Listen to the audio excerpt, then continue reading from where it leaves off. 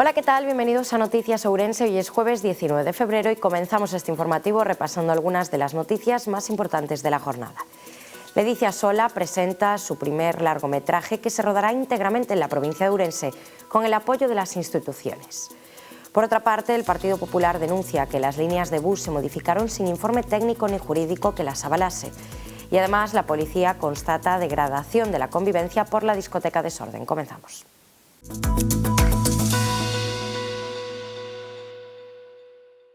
A longametraxe As Augas arranca a súa rodaxe no Concello de Muíños. Empezou esta bonita andaina. Moitísimas gracias. O complexo turístico do Corgo no Concello ourensán de Muíños acolleu hoxe a rolda de prensa con motivo do inminente inicio da rodaxe nesa contorna natural do filme As Augas. Debut na dirección de longametraxes da actriz e cineasta Ledicia Sola. Todo este grupo para min é como a posibilidade de facer un filme en Ourense, que era o que eu quería facer, cunha historia de xente de aquí, porque ten moito que ver, ten moito de autoficción esta historia, ten moito que ver con cousas persoais da miña vida que me sucederon a min aquí e que, polo tanto, necesitaba que este fose o escenario. Muíños foi a sorpresa, eu tiña claro que quería rodar en Ourense cidade e na zona de Verín, que o imos facer, pero despois é verdade que este proxecto completouse cando chegamos a Muíños. En representación do Goberno galego participou no acto o director da Axencia Galega das Industrias Culturais, Jacobo Sutil. Un proxecto que reúne moitas das condicións das que desde a Xunta de Galicia pretendemos que os nosos proxectos audiovisuais teñan. Primeiro, un proxecto audiovisual feito con talento empresarial de dúas das produtoras máis importantes que temos en Galicia, Matriusca, Marusiña, Alfonso, Dani, son dos profesionais cos que levamos moito tempo traballando e son unha garantía de que os seus proxectos non solamente van rematarse, van facerse, sino que van ser vistos tanto en Galicia como fora de Galicia. A colaboración da Deputación con este filme enmárcase na liña de aposta pola cultura e identidade da provincia, que contribúen ao desenvolvemento social, económico e turístico da mesma, según dixo Luís Menor, quen afirmou que o Goberno provincial debe estar á altura do talento cultural ourensán. Temos claro que hai que apostar por a cultura é apostar por noso talento, é apostar por a nosa, neste caso por noso sector audiovisual, é apostar por ese OUF tan fantástico que temos e que continuaremos apoiando en solitario, porque outros, solitario non é exactamente solitario casi na capital, porque outros renuncian a esa aposta, pero nós creemos firmemente nesto. Cun reparto encabezado pola propia Ledicia Sola e quen completan Marta Larralde, Melania Cruz, Lidia Veiga e Toni Salgado, a trama sitúase arredor da personaxe principal de Nora, quen regresa ao manancial da súa infancia coa esperanza de que as augas lle axuden a curar os seus males. Marta e Antía deciden acompañala nunha viaxe compartida na que as tres amigas tomarán unha decisión que marcará o comezo dunha nova etapa. O PP denuncia a modificación das liñas do bus urbano sen ningún informe técnico nin xurídico que avalase o cambio. Os populares pídenlle ao alcalde e á Concellería de Transportes que se devolvan as liñas ao modelo anterior, mentres se elabora un estudo técnico independiente sobre as necesidades reais do transporte na cidade, escoitando os barrios, as persoas usuarias e tamén os traballadores do servizo.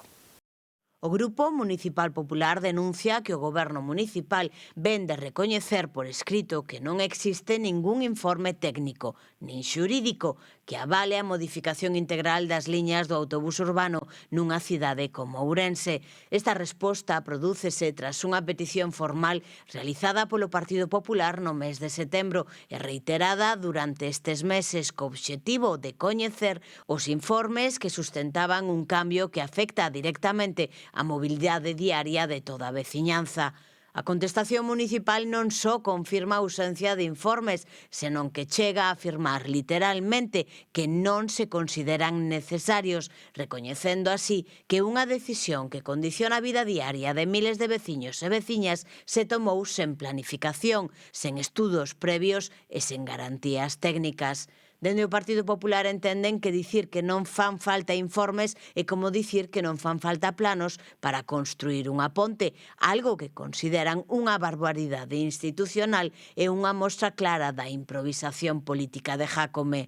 Veciños de diferentes zonas da cidade presentaron reclamacións ao Concello a través das recollidas de sinaturas. Por iso, desde o PP, Pídenlle ao alcalde e a concelleira de Transportes humildade para recoñecer que se equivocaron e que asuman responsabilidades. Ademais, reclaman que se devolvan as liñas ao modelo anterior mentre se elabora un estudo técnico independiente sobre as necesidades reais do transporte na cidade, escoitando os barrios, as persoas usuarias e tamén os traballadores do servizo de autobuses. La policía constata degradación de la convivencia por la discoteca Desorden. Los agentes realizaron un control acústico sorpresa en la discoteca el sábado de Entroido. La madrugada del domingo en pleno Entroido fue la fecha elegida por la policía local para realizar un control sorpresa en la discoteca Desorden. La actuación se dividió en dos fases. Primero una medición sorpresa y luego otra en el interior del local realizada por agentes de uniforme. En la primera de ellas, un policía de paisano accedía a los inmuebles afectados a través del garaje de la calle Santo Domingo para evitar ser detectado. En uno de los domicilios se constató, con las persianas cerradas, un importante descenso del ruido entre la medición sorpresa y la que se realizó en la fase posaviso, bajando considerablemente los niveles. Además, los agentes reflejan que durante la reproducción musical se observaba que el indicador luminoso en el lateral del limitador acústico no entraba en funcionamiento en ningún momento, a pesar de la intensidad del ruido. Por otra parte, el informe señala que el control de aforo realizado por la discoteca genera una acumulación masiva de personas en el exterior del negocio, invadiendo incluso la calzada y la acera opuesta. En este sentido, señalan que el comportamiento de la multitud, debido a la hora y a la ingesta de alcohol, mostraba un elevado nivel de exaltación y euforia. Se constata una pérdida de control y de respeto al descanso vecinal, especialmente por parte de aquellos individuos a los que el personal de seguridad denegaba el acceso al local por su estado, lo que incrementó la contaminación acústica exterior y la degradación de la convivencia en la zona, asegura el informe. A Xunta publica a declaración de 29 zonas farmacéuticas especiais para facilitar a viabilidade de boticas rurais e garantir o acceso da poboación. 18 desas zonas pertencen á provincia de Ourense e o resto de Lugo. A Xunta vén de publicar a declaración de 29 zonas farmacéuticas especiais que establece apoios e medidas específicas para facilitar a viabilidade das boticas rurais co obxectivo de garantir a prestación farmacéutica a todos os galegos e galegas vivan onde vivan. En colaboración cos 4 colexios oficiais de farmacéuticos de Galicia e na procura de manter unha prestación farmacéutica de calidade e próxima ás diferentes áreas de atención continuada, a Consellería de Sanidade acordou establecer unha listaxe de localidades nas cales concorren unha serie de características xeográficas, demográficas e de tipo sanitario que as determinan como zonas farmacéuticas especiais. Así, 18 destas zonas corresponden á área sanitaria de Ourense, Verín e o Barco de Valdeorras e 8 á área de Lugo, a Mariña e Monforte de Lemos. Para a súa consideración como zonas farmacéuticas especiais, os colexios oficiais de farmacéuticos de Galicia e a Consellería de Sanidade acordaron unha serie de criterios entre os cales se atopan que a zona conte cunha densidade de poboación igual ou inferior a 10 habitantes por quilómetro cuadrado e que dispoña dunha única oficina de farmacia, que todos os establecementos farmacéuticos da zona estean en situación de viabilidade económica comprometida ou, no caso das farmacias do rural, que non resulte posible a rotación de quendas de garda. O acceso da poboación rural aos medicamentos e produtos farmacéuticos permite manter un nivel de atención sanitaria semellante aos de núcleos urbanos e este representa un dos puntos considerados clave para o mantemento e a consolidación da poboación no ámbito rural. Por este motivo, a declaración de zona farmacéutica especial suporá, entre outras cousas, a posibilidade de aplicar condicións especiais de distancia e tempo de acceso á oficina de farmacia durante a prestación do servizo de garda ou a opción de adoptar medidas especiais en relación coa prestación de atención farmacéutica nas residencias sociosanitarias de menos de 100 residentes. Ademais, a Xunta convocará este ano unha liña de axudas específica para garantir a viabilidade das boticas rurais instaladas nunha destas zonas. O conselleiro de Cultura, Lingua e Xuventude, José López Campos, acompañado polo secretario xeral da Lingua, Valentín García, e o director xeral de Cultura, Anxo M. Lorenzo, visitaron a Fundación Otero Pedrallo.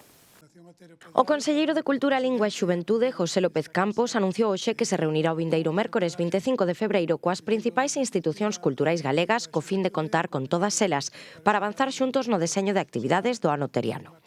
Así o adiantou durante a súa visita á Fundación Otero Pedrallo. Toda esa actividade, unha parte importante, a centraremos na figura, no que significa a figura de don Ramón Otero Pedrallo para Galicia, para os galegos de hoxe, pero que, dende logo, a vista posta tamén nos galegos de mañán. Por eso creo que é moi importante aproveitar toda a programación durante este ano 2026. Vamos a facer unha programación moi intensa, vamos a poñer en valor non só a obra, sino a figura, o que representou tamén don Ramón Otero Pedrallo na construción da identidade propia de Galicia, que creo que este é un aspecto importantísimo que temos que transmitir. Con este obxectivo, López Campos avanzou que a Xunta quere deseñar unha programación o máis completa e transversal posible, onde se recollen as propostas, actividades e iniciativas de todas as institucións culturais galegas. O maior polígrafo que houve en Galicia, non hai ninguén que escribira tanto como escribiu Otero Pedrallo. Pois ben, a Fundación Otero Pedrallo está moi recoñecida, a Consellería de Cultura, hoxe podrá comprobar o señor conselleiro, porque gracias a ela podemos conservar este entorno do que é a Casa Museo Otero Pedrallo, a Casa Grande de Cima de Vila, porque é un territorio moi difícil de poder conservar con certa dignidade, igual que a casa que se conserva tal cual. Esta é unha casa museo e gracias á axuda que recibimos. López Campos destaca a importancia das actividades lúdicas coa cativada a prol do galego. O conselleiro de Cultura, Lingua e Xuventude, José López Campos, celebrou hoxe por adiantado o Día da Lingua Materna, que ten lugar o 21 de febreiro coa cativada da Escola Infantil Pública Virxe de Covadonga en Ourense, onde os nenos e nenas gozaron de latexos, unha actividade de dinamización lingüística na que colabora a Xunta de Galicia. Ademais, López Campos felicitou o Centro Ourensán pola iniciativa particular posta en marcha para conmemorar o 25 aniversario de Efeméride, coa elaboración dunha escultura con palabras significativas para o alumnado. Nesta liña, o conselleiro fixo fincapé noutros programas que se desenvolven nos recintos escolares no tempo de lecer, neste caso nos colexios de educación infantil e primaria. Como son 21 días co galego e máis, finalizado recentemente, falamos máis ou nós tamén creamos. Compre destacar que cada ano o organismo elixe un tema arredor do que xira esta celebración e que nesta ocasión incide no 25 aniversario e máis na salvagarda da diversidade lingüística, recoñecendo que todas as linguas do mundo son esenciais para a educación, constituindo o principal medio de transmisión de coñecemento e preservación das culturas.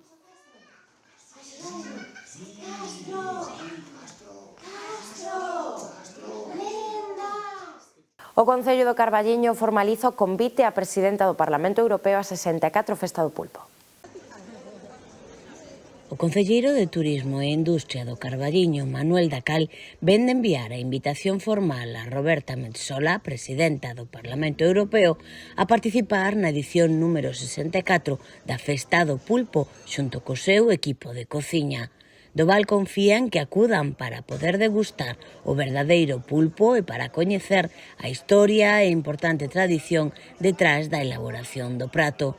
O edil decidiu convidar a Metsola despois de coñecer a confusión do equipo de cociña do Parlamento coa receita de pulpo á galega, que actualmente se está servindo con anéis de luras, patacas guisadas e brócoli. Así que no Concello pensaron que a mellor forma de solucionar este erro era convidándoos a visitar a Festa do Pulpo para que coñezan, de mans das pulpeiras, o proceso de elaboración do prato.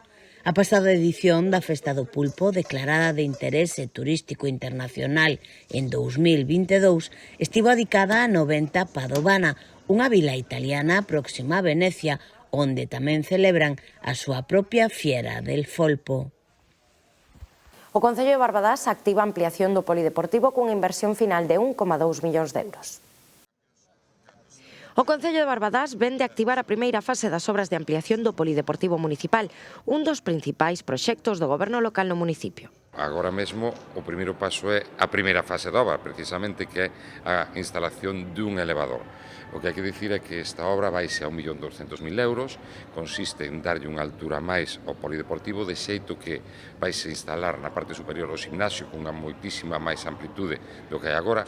De feito, quedaría esa zona liberada e ademais instalanse vestiarios e unha sala para as clases dirixidas, de xeito que a pista central tamén quedaría libre desas clases dirixidas, co cal habría máis disponibilidade a efectos de poder ter competicións aquí e equipos que participan no día a día tamén entrenando.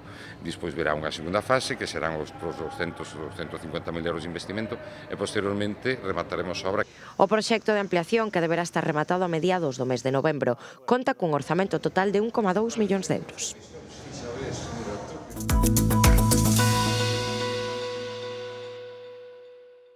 Pues esto ha sido todo por hoy. Muchas gracias por acompañarnos. Que pasen una buena noche. Nos vemos mañana a la misma hora. Adiós.